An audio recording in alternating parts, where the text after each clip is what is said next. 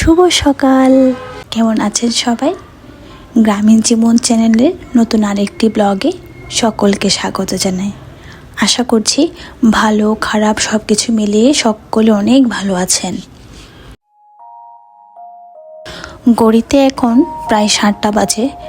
সকাল সকাল ঘুম থেকে উঠে পড়েছি, কেননা আজকে কিন্তু ইউনিভার্সিটি নেই, এক্সাম নেই, আর আজকে পড়তেও বসবো না সকালবেলা।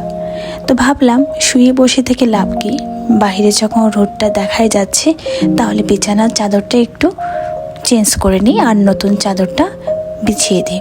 তো সকাল সকাল যাই ভাবা তাই কাজ। ঘুম থেকে উঠে পড়লাম। উঠে আমাদের ব্রাশ করা, প্রেয়ার সব কিছু শেষ করার পর, অর্থাৎ সকালে সমস্ত কাজ শেষ করার পর বিছানাটা চেঞ্জ করার জন্য উঠে পড়ে লাগলাম। এখন যে চাদরটা দেখতে পাচ্ছেন এটা আসলে অনেক বছরেরই পুরনো, বাড়ি থেকে এখানে এনেছি। আমি আসলে নতুন বিছানার চাদর এনেছি, এরকম একটা পুরনো বিছানার চাদর পেতে দিই, কেননা এতে হয় কি আপনার বিছানাটা অনেক ঠান্ডা থাকবে। মানে পুরনো কাপড় তো একটু মসৃণ হয়, পুরনো সুতির কাপড়গুলো একটু মসৃণ হয়, এতে করে ইউজ করতে ভালোই লাগে। আপনারা যারা এই ধরনের কেউ করেন না তারা একদিন ট্রাই করে দেখতে পারেন। ভালো লাগলে কন্টিনিউ করবেন, না লাগলে স্কিপ করে যাবেন। আপনাদের সাথে কথা বলতে বলতে বিছানার চাদরটা প্রায় গুছিয়ে নেওয়ার শেষ পথে। এই যে আমি বিছানার চাদরটা প্রায় গুছিয়ে নিয়েছি। তবে এই বিছানার চাদরটা তেমন বেশি দাম নয়, এটা একটু অল্প দামের মধ্যেই কিনেছি, তাই একটু আরামও কম। অর্থাৎ অতিরিক্ত গরম পড়লে এটা আমি তেমন ইউজ করি না। দেখতে যতটা উজ্জ্বল দেখা যাচ্ছে, ইউজ করার সময় তেমন একটা বেশি আরাম পাওয়া যায় না। তবে এর আগে যেটা টকটকে লাল কালারের বিছানার চাদর ছিল, ওটা কিন্তু ইউজ করতে বেশ আরাম ছিল, বুঝলেন তো? ওই যে বলে সস্তার 3 অবস্থা, আমার এই বিছানার চাদরের অবস্থাটা 3 না 3-4 অবস্থার উপর হয়ে যায় আর কি। তো আমি বিছানার চাদরটা পেতে নিয়েছি, এখন একে একে বালিশের কভারগুলো ইউজ করছি। যদিও আমি একজনই থাকি, তবে আমার বালিশ লাগে 3-4টা। আমি আমার পাশে, নিচে, মাথায় সব জায়গায় বালিশ বিছিয়ে দিয়ে ছোটো বাচ্চার মতন করে ঘুমাই। যদিও ঘুম থেকে ওঠার পর দেখি বালিশ একটাও কিন্তু একই পজিশনে নেই, কিছু পায়ের নিচে, কিছু বিছানার নিচে, একটা আমার মাথায় থাকে আর একটা তো পড়েই যায়, এরকমই। তবে ঘুমানোর আগে ঠিকঠাকই ঘুমাই, ঘুমানোর পরে দেখতে পাই এক একটা বালিশ এক এক জায়গায়। তারপর বিভিন্ন বর্ডার থেকে বালিশগুলো নিয়ে বিছানাটা আবার গুছিয়ে রাখি। এই হলো আমার সকালের রুটিন। আর আপনারা কারা শিমুল তোলা ইউজ করতে পছন্দ করেন, এটা আমাকে একটু কমেন্ট করে জানাবেন। আমি আসলে বালিশের মধ্যে একটু শিমুল তোলার বালিশটাই বেশি পছন্দ করে থাকি, কেননা শিমুল তোলার বালিশগুলো একটু মাথায় দিলে ভালোই লাগে, মানে ঘুমটাও ভালো আসে। সারাদিনে ক্লান্তি শেষে ঘুমোতে যাব, তখন যদি একটু আরামদায়কভাবে ঘুমোতে না পারি, ভালো লাগে বলুন? এই যে বিছানা ঠিকঠাক করে নিলাম, এটা হচ্ছে আমার ফাইনাল লুক। আজকের বিছানার চাদরটা বিছিয়ে দিয়েছি, ঘুমটা ভালোই হবে, কি বলেন? এই বিছানার চাদরটা কেমন দেখাচ্ছে আমাকে একটু কমেন্ট করে জানাবেন।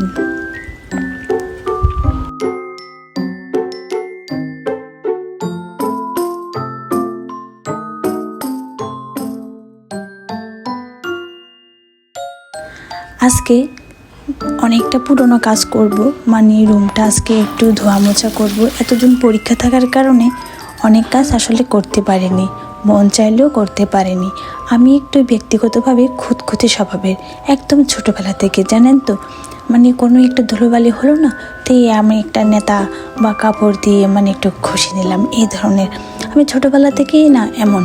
এটাতে আমার কিছু সুবিধাও রয়েছে, আবার কিছু অসুবিধাও রয়েছে, কেননা কোনো বাড়িতে বেড়াতে গেলে ওখানে যে আমার মন মতন করে পরিষ্কার করে রাখবে তা তো আর হয় না, তাই না?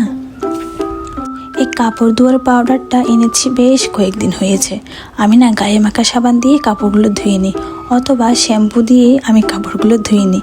এটাকে আমার বিলাসিতা বলবেন না, এটা এক ধরনের আমার আলসেমি।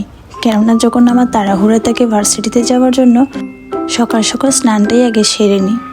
মানে এটা হচ্ছে আমার ব্রেকফাস্টের আগে, অর্থাৎ আমি স্নান করে ব্রেকফাস্ট করে দেন আমি প্রিপেয়ার্ড হয়ে ইউনিভার্সিটিতে যাই। তো সেই সুবাদে তখন পাউডার দিয়ে কাপড় ধুচ্ছি না, কাপড় কাচা সাবান দিয়ে কাপড় ধুচ্ছি, এটা তখন আর সেন্সে থাকে না। যেটাই হাতের কাছে পাই ওটা দিয়েই আমি কাপড় ধোয়ার কাজটা শেষ করে নিজেকে উদ্ধার করে নিই। ভিডিওর প্রথমেই বলেছিলাম আজকে আমার ইউনিভার্সিটিতে যাওয়ার কোনো প্যারা নেই, কোনো কিছুই নেই। আজকে আমি তো পড়তেই বসিনি সকালবেলা। তাই আসলে সারা সপ্তাহে জমানো কিছু ধুলোবালিযুক্ত কাজগুলো ধুয়ে মুছে একটু পরিষ্কার করছিলাম। এতে আমার মন আর স্বাস্থ্য এবং পরিবেশ দুটোই কিন্তু ভালো থাকে। আমার ড্রেসিং টেবিল আমার ইমোশন, তাই আমার ইমোশনটাকে একটু ধুয়ে মুছে পরিষ্কার করে রাখলে আমার অনুভূতিগুলোও ভালো থাকে। তাই এটা একটু ধুয়ে নিলাম। আচ্ছা, গ্রামের বাড়িতে ধুলোবালি হয়, এটা স্বাভাবিক, কিন্তু শহরের পরিবেশে এসেও প্রতিদিন আমি এই ড্রেসিং টেবিলটা যতটুকু পারি মোছার চেষ্টা করি। কিন্তু জানেন তো, এত ধুলোবালি কোথা থেকে আসে এটা আমি বুঝি না। মানে কোন গ্রহ থেকে আসে এত ধুলোবালি আমি বুঝি না। ড্রেসিং টেবিলের সামনে ধুলোবালি থাকলে ভালো লাগে বলুন? আমি আসলে পুরনো জিনিস কিন্তু খুব যত্ন করে গুছিয়ে রাখি। আমার না প্রচুর পরিমাণ পুরনো জিনিস রয়েছে। আমি না একদমই পুরনো জিনিস ফেলতে চাই না। এই করে করে অনেকগুলো পুরনো জিনিস আমার জমা পড়ে গিয়েছে। যখন অতিরিক্ত বেশি হয়ে যায় তখন আমি কি করি, এটা কোনো একটা জায়গায় জমিয়ে রাখি। ওখানেও যদি বেশি হয়ে যায় তারপরে আমি ডাস্টবিনে রাখি।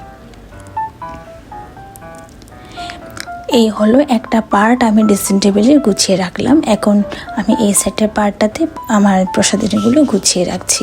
আবার ভাববেন না এখানে আমি সব কিছু খালি কন্টেনার রেখেছি, আসলে কিন্তু না। আমি যেখানে যাই সেখান থেকে একটা একটা জিনিস কালেক্ট করে নিয়ে আসি।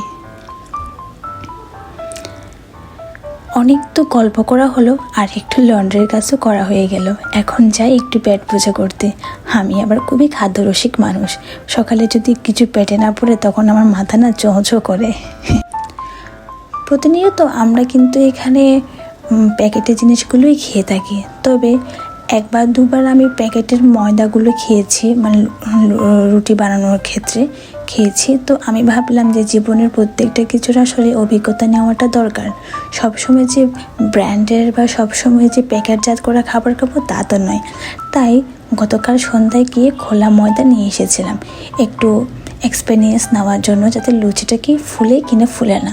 তবে হ্যাঁ, আমার লাগছিল লুচিটা আসলেই ভালোই ফুলতে পারে, একটা আশা রেখে আমি খোলা ময়দা দিয়ে লুচি বানানোর জন্য প্রিপারেট হচ্ছি।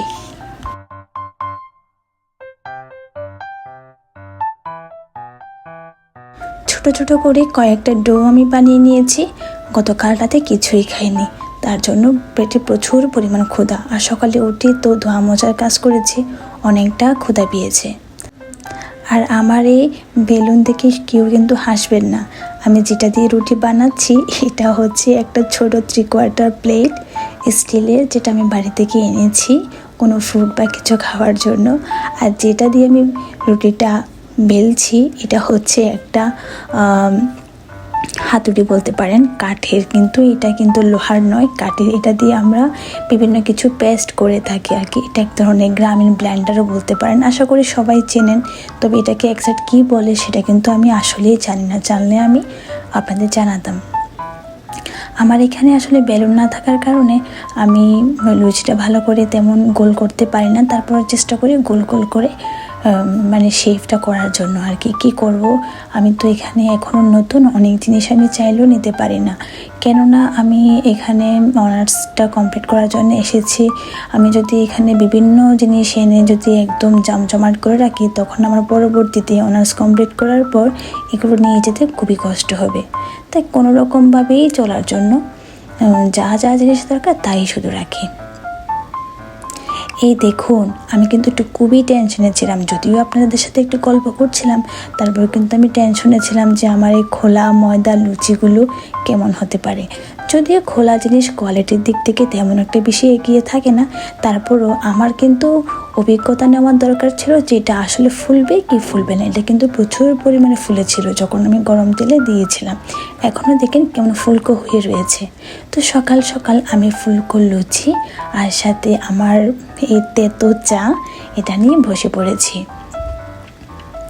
এই দুইটা জানেন তো আমার খুবই ফেভারিট। আমার সারা দিনের কাজের পরে যদি আমাকে কেউ 1 কাপ এই ধরনের চিনি কম দিয়ে চা দেয় আর অল্প পরিমাণ 2টো বিস্কিট বা অল্প নাস্তা দেয়, তাতে আমার মনটা এমনিতেই খুশি হয়ে যায়।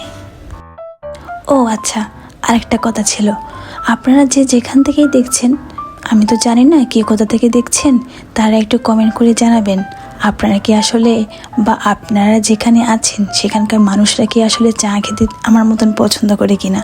কারণ আমার এই জঘন্য চা অনেকে তো পছন্দই করে না। চিনি কম দিয়ে চা অনেকে আসলেই পছন্দ করে না। আপনারা কারা কারা চায়ের মধ্যে চিনি কম দেন আর কারা কারা চা লাভার তারা আমাকে কমেন্ট করে জানাবেন। কেননা চাটা আমার ইমোশন, চা খেলে আমার অনেক ভালো লাগে। আমি অতিরিক্ত খুশিতে আর অতিরিক্ত টেনশনে কিন্তু চা খাই। এভাবে আসলে ব্রেকফাস্টটা করতে করতে আর আপনাদের সাথে গল্প করতে করতে আজকের ভিডিওটা এখানেই শেষ করব। আপনারা যে যেখানে আছেন, যেমন আছেন, পরিবারকে সাথে নিয়ে ভালো থাকবেন, সুস্থ থাকবেন। আর আমি যেহেতু একজন স্টুডেন্ট, জব করতে পারি না, ইউটিউবে এসেছি কিছু একটা করার জন্য, নিজের স্বপ্নগুলো পূরণ করার জন্য। আমার এই স্বপ্নটা যাতে পূরণ হয়, আপনারা আমার জন্য একটু প্রার্থনা করবেন, পাশে থাকবেন, সাপোর্ট করবেন।